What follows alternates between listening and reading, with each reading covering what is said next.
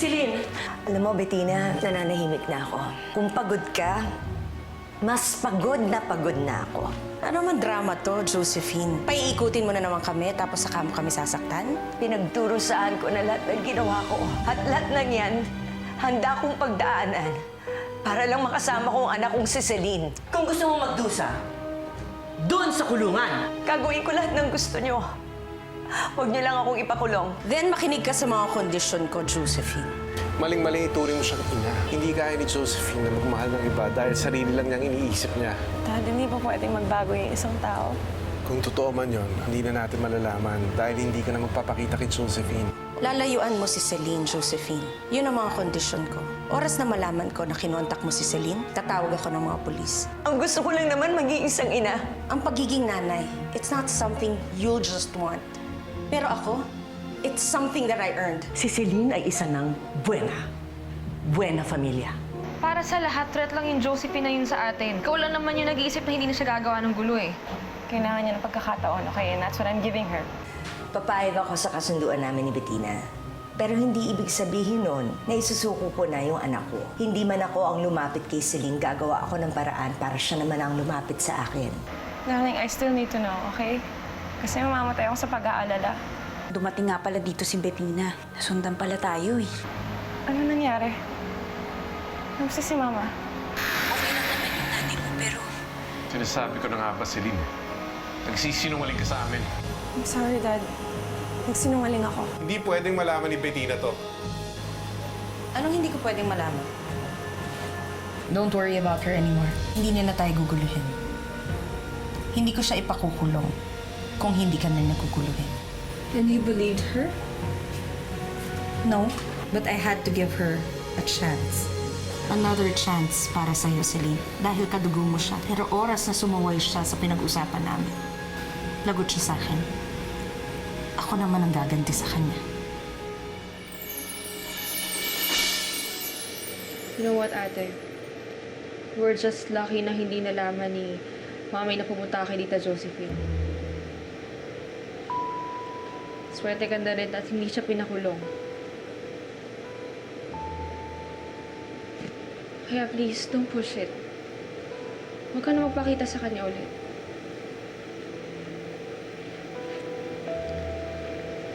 Darling, hindi ko alam eh. Naguguluhan ako. Buti na lang hindi nila naabutan si Celine dito. Dahil kung naabutan nila, naku, patay, gulo na naman. Hindi pa ba magulo? Kung tutuusin, hindi pa. Alam mo, dapat kang magpasalamat kay Bettina dahil ang bait pa ni. Binigyan ka pa ng pagkakataon at hindi ka pinakulong. Hindi nga niya ako ng pagkakataon, pero gusto pa rin niya akong ilayo kay Celine. So anong ibig mo sabihin? Hindi ka susunod dun sa deal? Ewan ko, pinag-iisipan ko pa. Jo naman. Huwag mo nang hamunin yung tao. Tandaan mo wala ka ng power. Wala ka ng pera. Hindi ka nga makalakad ng maayos eh. Tama na, tigilan mo na. Paano yun? Paano na si Celine? Hindi, lalayuan ko na lang si Celine. Sa ngayon, oo, pasamantala. Wala na tayong laban eh. Gawin na lang natin kung anong gusto nilang mangyari. Para rin yan sa sarili mo. Maawa ka naman sa sarili mo, Jo. Kalimutan mo muna yung anak mo. Mukhang nakuha na ni Josephine ang loob ni Celine. Nagawa pa niya magsinungaling sa akin. Mana-mana lang naman yan. Joke lang. Magkatulad lang naman kayo eh. Malay mo naman, maganda ang intensyon ni Celine. Maganda nga ang intensyon. Masama naman ang resulta. Anong gagawin mo? Pipigilan mo yung anak mo. May sariling isip na si Celine. Inintindi kita before. Pero iba na to, ate. Ngayon nagsisimula na naman tayo magkagulo. And you have to choose. Kasi kung hindi, meron at meron pa rin masasaktan.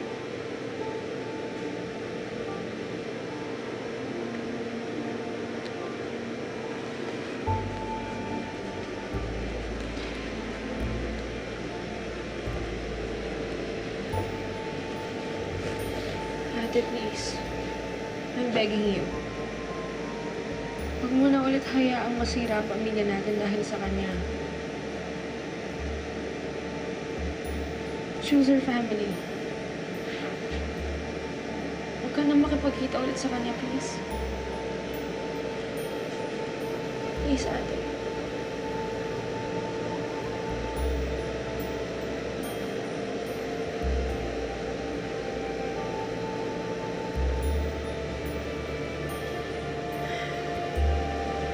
Thank you.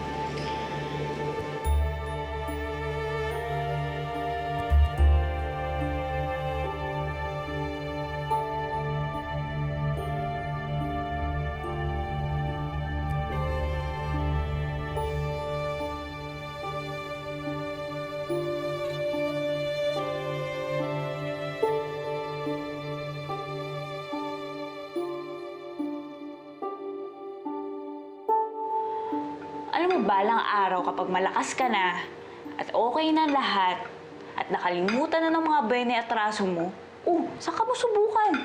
Balikan mo yung anak mo at magkasama kayong dalawa. Subukan ko. Pero iniisip ko pa lang, hindi ko makakasama yung anak ko. Parang dinudurog na yung puso ko.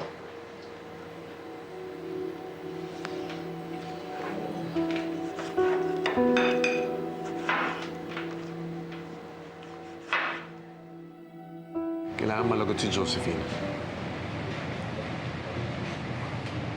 Kailangan si Josephine mawala. Okay na siya kaysa silin mo wala sa akin. Anong gagawin mo kay Josephine? Alam mo saan nakatira si Vanessa, di ba? Sigurado nandun si Josephine. Puntahan natin siya.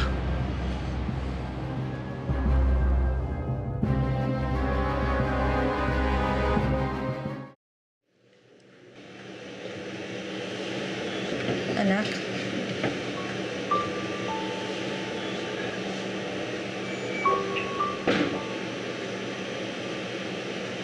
Celine, galit ka ba sa akin? Mami, hindi po mangyayari yan.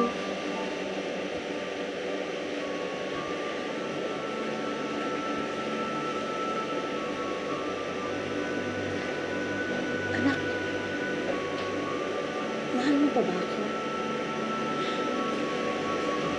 Mami? Sobra po.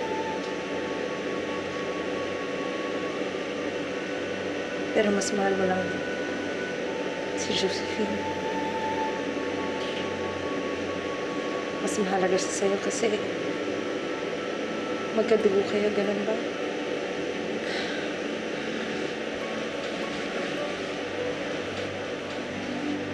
Mami, ano ka ba? Hindi totoo yung sinasabi mo. Okay? I love you very, very much. Actually, proud na ako sa'yo, Mami. Kasi, binigyan mo pa ng chance si Tita Josephine. Malay natin, balang araw, magagawa mo rin patawarin siya. Hindi ko magagawa yan, anak eh. Hindi ko makakalimutan lahat ng ginawa niya sa atin. Sa akin. Kaya kahit may usapan na kami, alam mo, hindi talaga ako makakampanting. Alam kong nandyan lang siya, malapit sa'yo. Kaya anak, nagdesisyon na ako. What, Mami? Ano yun?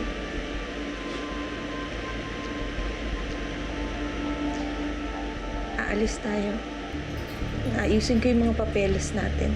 Papeles mo. Lilipad tayo papuntang ibang bansa. Tayo na mismo ang lalayo kay Josephine.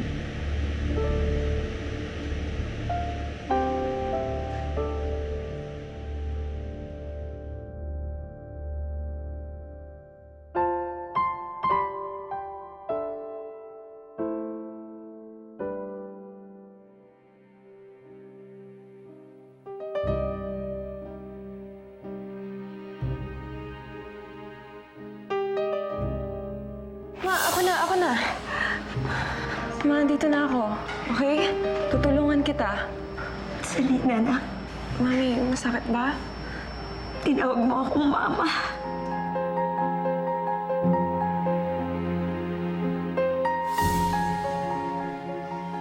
Hindi. Kailangan ko siyang makausap. Kailangan kong makasama si Celine. Kailangan ko siyang makausap. Hindi ako magpapapigil sa hayop na bitinang yon.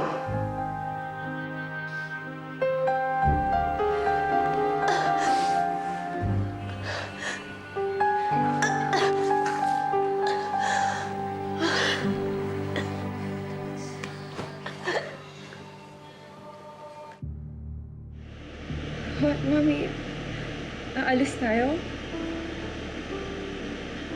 Mami, nandito ang buhay ko. Oo, anak, pero hindi ba sapat na magkakasama tayong pamilya? Mami, Ayaw mo? Hindi mo gusto? So tama nga. Talagang mas pinipili mo na yung babaeng yung kesa sa amin? Ng pamilya mo?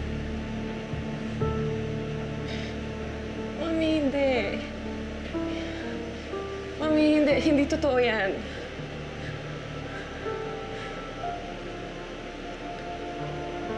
So pumapayag ka na, Celine.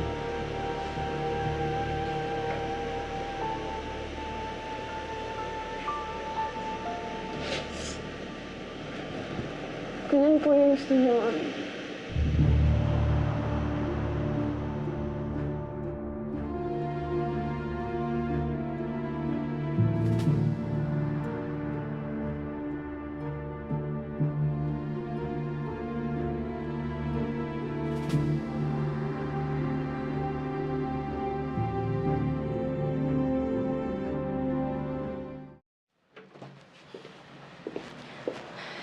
Sabi ko sa'yo, ikaw ang pipiliin ni Celine. Oo, pero mas maaga ko siyang mapapadala sa ibang bansa. Mas makakalimutan niya kaagad si Josephine. Paano ba yung mga anak mo? Paano yung career ni Darling kung magmamigrate kayo? Hindi ko alam. Pag-uusapan namin, pagpaplanuhan namin, kung kailangan mauna muna kami ni Celine, yun ang gagawin ko para pag magkasama na kami, hindi na siya maaagaw sa akin ni Josephine. Dapat kasi pinakulong mo na agad si Josephine. Mama, hindi ko pwedeng gawin yun. Ayoko maging masama sa mata ni Celine. Kilala ko si Josephine. Sisira't sisira siya sa usapan. Hamong siya yung maging masama sa mata ni Celine.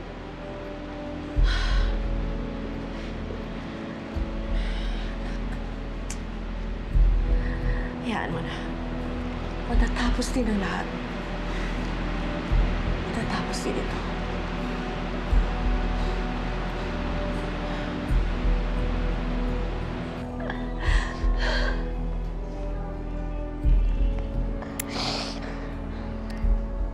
Hindi ako papayag. Hindi ako papayag sa sinasabi ni Bettina. Ako sabihin ko, anak ko.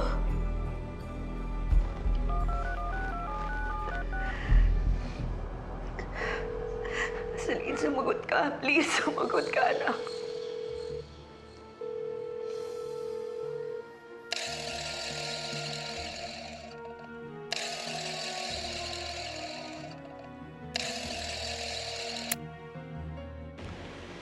Hello? Hello, Celine? Arthur! Phone to ni Celine. Bakit di ko sumasagot? Ibalik mo to kay Celine. Kailangan ko makausap ang anak ko. Lubayan mo yung anak ko kung ayaw mo saktan. Ibalik mo yung phone kay Celine. Gusto ko makausap yung anak ko. Gusto ko marinig yung boses niya. Hindi pwede.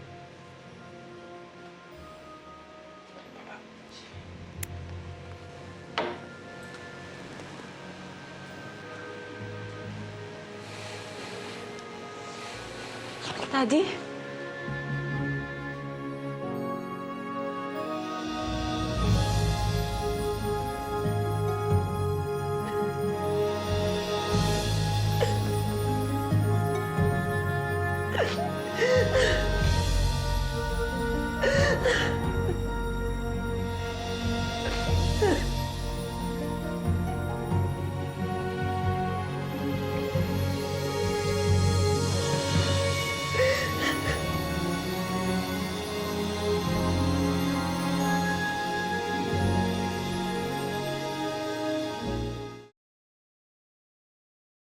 Si Josephine yun.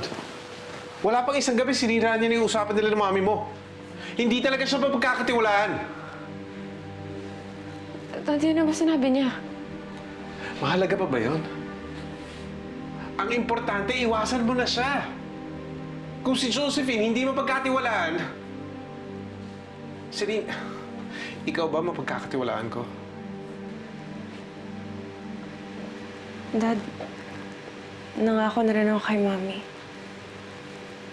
May usapan na rin kami. Sinabi mo na yan dati, pero sinaway mo pa rin kami. I'm sorry. Pero, mas importante sa akin na hindi masaktan si Mami. Sana totoo. Sana this time gawin mo na yung pinangako mo.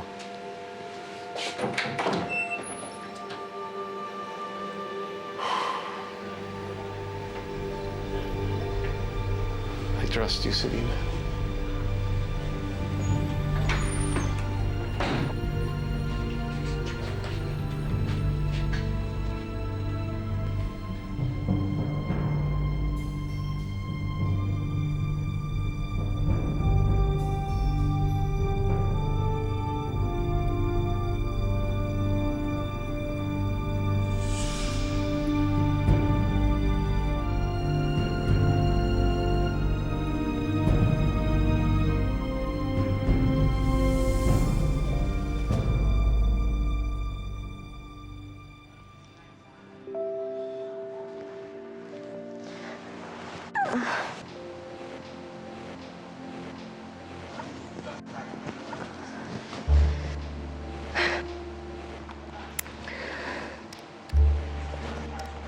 Hoy! Anong ginagawa mo? Hindi ba nag-usap na tayo na hindi mo kukontakin si Celine? Hindi ko kaya eh. Hindi ko matiis ganito siguro yung pakiramdam ng isang nanay. Hindi ko kaya na malayo ako sa anak ko. Jo, kailangan mong gawin. Please lang, tiisin mo muna. Alam mo, para kang addict na nawi-withdrawal na hindi mo makontrol yung sarili mo. Vanessa, sira na nga buhay ko. Tapos sinisira niyo pa dahil nilalayo niyo sa akin yung anak ko.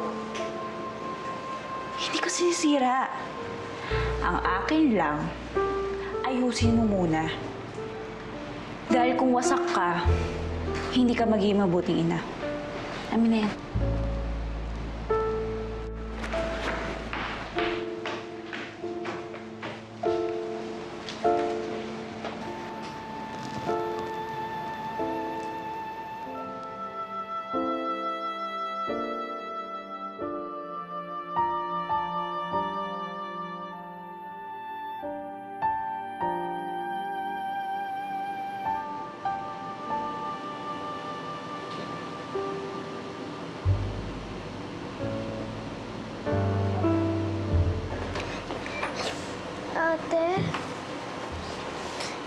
Ate, pwede ba ako matulog sa tabi mo? Oo naman. Ba't umiiyak ka? Halika. Nagka-bad dream kasi ako eh. Diba naginipan ko si Tita Josephine. Bumalik daw siya. Tapos monster siya. Sabi niya sa'yo, friends kayo. Tapos kinuha ka niya. Tsaka kinain ka. Tapos wala na daw kaming magawa nung kinain ka niya. Sana. Hindi yun totoo, okay? Panaginip lang yan. Pero nakakatakot pa rin, ate. Pag nakita mo siya, ate, huwag mo siya lalapitan na. Ayoko si kitang masaktan eh. Bad person siya.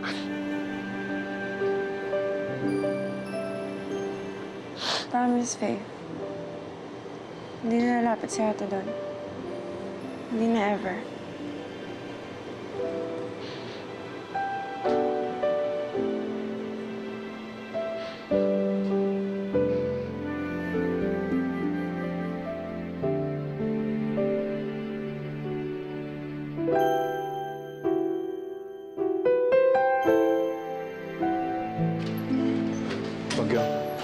Samahan mo ako, alis tayo.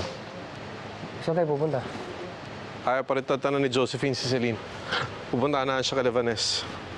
Haharapin ko siya. Teka. Haharapin mo siya para ano? Para tapusin na to.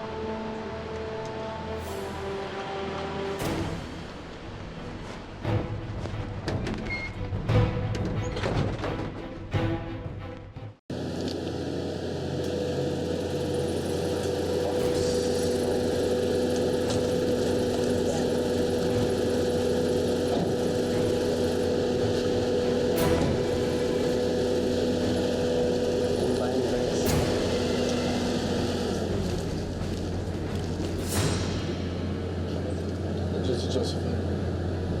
Oo, pero... Sigurado ko sa gagawin mo. Tanda ko ginawa ko. Pero iba to. Buhay na to. Para sa pamilya mo.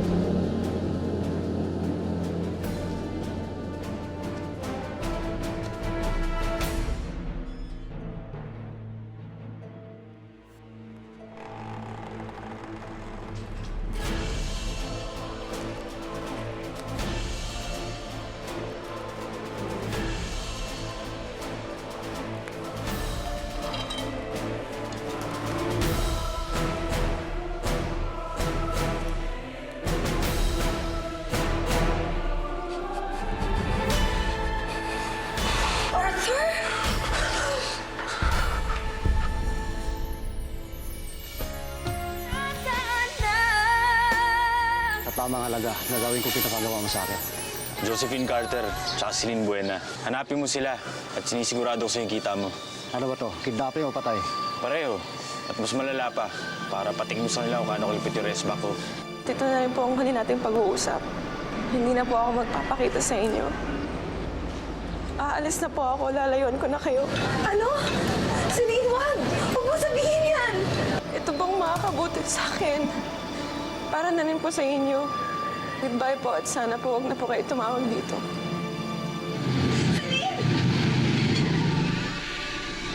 You know what, ate? I'm so proud of you. I heard what you did. Ginawa ko yan para sa inyo. Because it's the right thing to do. At minsan kung ano pa yung tama, yung pa yung mas mahirap gawin. Sana nga tama yung desisyon ko eh. At sana matapos na to. Kasi ayoko may nasasaktan dahil sa akin. Don't worry. Strong yun. Masamang damo. She'll get over of what happened. Mas pinili pa nga niya si Bettina kaysa sa akin eh. Pinaasa lang niya ako.